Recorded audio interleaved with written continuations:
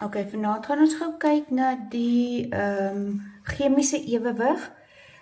Dit kan nogal 'n nagmerrie wees as jy nie die chemiese ewewig en as jy reaksietempo en chemiese ewewig, as jy die twee met mekaar verwar. Reaksietempo, dit is hoe vinnig word jou reagense omgeskakel na jou produkte toe. Maar onthou nou, vir 'n reaksietempo het jy nie nodig om 'n omkeerbare reaksie te hê nie. Dit kan net 'n voorwaartse reaksie wees ook. Daar kyk ons net hoe vinnig word die konsentrasie reagense minder en die konsentrasie produkte meer. Dis daai, en dis per tyd, soos jy gaan dit altyd op sekondes of per sekonde uitwerk, die verandering in jou reagense, onthou jou reagense gaan altyd afneem, en jou produkte gaan altyd toeneem, by jou reaksietempo. Die faktore wat ons daar het, wat ons reaksietempo beïnvloed, is dan die temperatuur, verdeeldheid van die deeltjies of die reaksieoppervlak.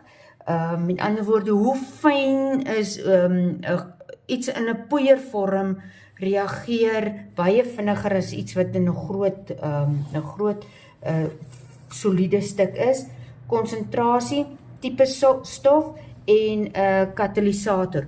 Katalisator kry ons twee soorte katalisators. Een is 'n positiewe katalisator wat jou reaksietempo gaan laat toeneem, en die ander een is 'n negatiewe katalisator wat jou reaksietempo gaan laat afneem.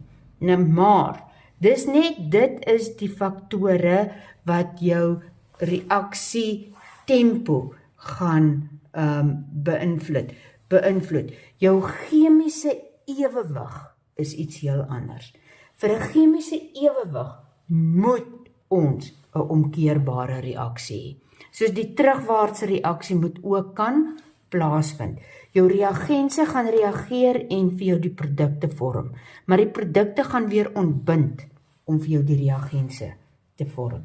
Nou die faktore wat ons het om ons reaksietempo, ons chemiese ewewig te versteur, is ons temperatuur, konsentrasie, druk, en 'n katalisator, party sit 'n katalisator by, net om te kyk of hulle julle kan uitvang. 'n katalisator, as die katalisator